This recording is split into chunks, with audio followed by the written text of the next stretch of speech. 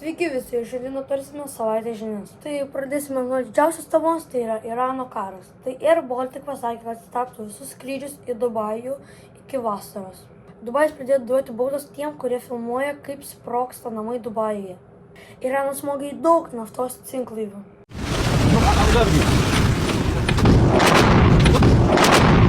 الله اكبر الله اكبر انهدام النفط الامريكي در محدوده شمال خلیج فارس.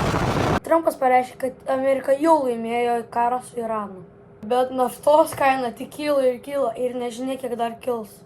Trumpo ralyje net pasirodė Jake Paulas ir Trumpas sakė, padės jam būti prezidentu, jei jis to norės. Jake, you gotta come up. Come here, you gotta. Mr. Trump, we need more factories like this thriving all over the country, and I know he's going to be the one to bring that here to us. I know God is with us. I know he wants us on the right side of history. Amerikoje per vieną dieną vyko 2 šaudymai – Mišagine ir Virginijoje. Visa Europa nori vėl įvesti privalomąją karinę tarnybą. Buvo sužinota, kad Irano lyderis yra gydomas Rusijoje. Amerikos kariuomenės išlaidos ir vėl padidėjo ir sulaužė pasaulinį rekordą.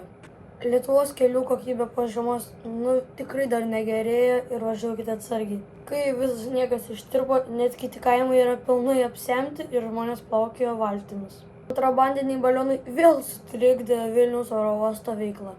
Ir nepamiršk paspausti subscribe ir like mygtuką.